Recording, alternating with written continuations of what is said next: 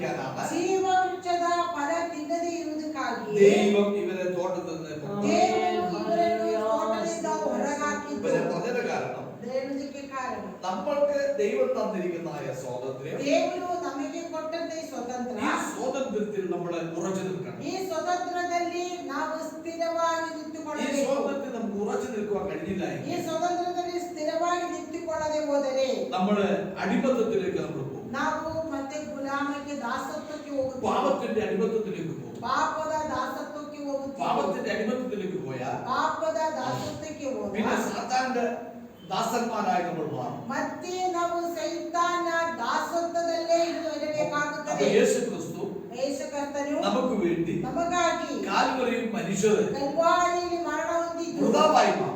ಸುಮ್ಮನೆ ವ್ಯರ್ಥವಾಗುತ್ತದೆ. പ്രയോജനമില്ലതായി ಯಾವ ಪ್ರಯೋಜನಕರವೂ ഇത് ಇರುವುದಿಲ್ಲ. മനസ്സിലാക്കിയ ಇದನ್ನು ತಿಳಿದುಕೊಂಡ അപ്പോസ്തലനായ പൗലോസ് ಅಪೊಸ್ತಲನಾದ ಪೌಲನು നമ്മളോട് പറഞ്ഞു, ನಮ್ಮ ಬಳಿ ಹೇಳಿದರು, ക്രിസ്തു ಕ್ರಿಸ್ತನು നിങ്ങളെ സ്വതന്ത്രനാക്കി. ನಿಮ್ಮನ್ನು ಸ್ವತಂತ್ರರಾಗಿ നിങ്ങളെ സ്വതന്ത്രനാക്കിയത് കൊണ്ട് ನಿಮ್ಮನ್ನು ಸ್ವತಂತ್ರ നിങ്ങൾ ಮಾಡಿರುವುದರಿಂದ ആ സ്വാതന്ത്ര്യത്തിൽ നിങ്ങൾ എന്ത് ചെയ്യണം? ನೀವು ಆ ಸ್ವತಂತ್ರದಲ್ಲಿ ಏನು നിങ്ങൾ ಮಾಡಬೇಕು? ഉറച്ചു നിൽക്കണം. ನೀವು ಸ್ಥಿರವಾಗಿ അതിൽ ನಿಲ್ಲಬೇಕು. നിങ്ങൾ ഉറച്ചു നിൽക്കണം. ಅದರಲ್ಲಿ ನೀವು ಸ್ಥಿರವಾಗಿ പിന്നെ ನಿಂತುಕೊಳ್ಳಬೇಕು. നിങ്ങൾ തിരിഞ്ഞ് ಮತ್ತೆ ನೀವು ತಿರುಗಿ അടിമനുഖത്തിലേക്ക് പോകുക. ದಾಸತ್ವ ಗುಲಾಮಕ್ಕೆ ಹೋಗಿ അടിമത്തിൽ ಸೇರಬಾರದು.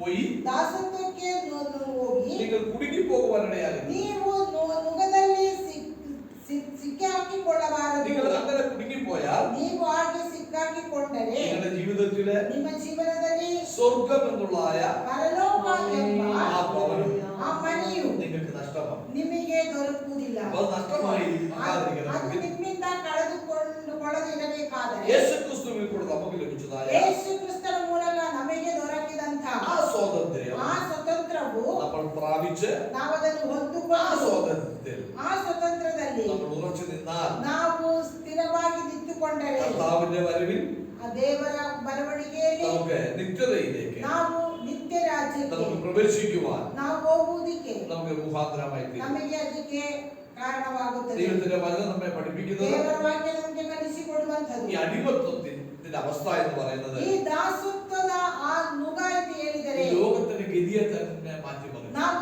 ಈ ಲೋಕದ ಪರಿಸ್ಥಿತಿಯನ್ನು ಬದಲಾಯಿಸುತ್ತದೆ. ആദാം ദമ്പതിമാര് ಆದಾಮ ದಂಪತಿಗಳು പാപം ചെയ്തതിന്റെ ഫലമായിട്ട് ಪಾಪ ಮಾಡಿದ ಮೂಲಕ ലോകത്തിന്റെ അവസ്ഥയെ മാറി. ಲೋಕದ ಪರಿಸ್ಥಿತಿಗೆ ಬದಲಾವಣೆ ಆಯಿತು. പ്രകൃതിയെ ചേഞ്ചായി.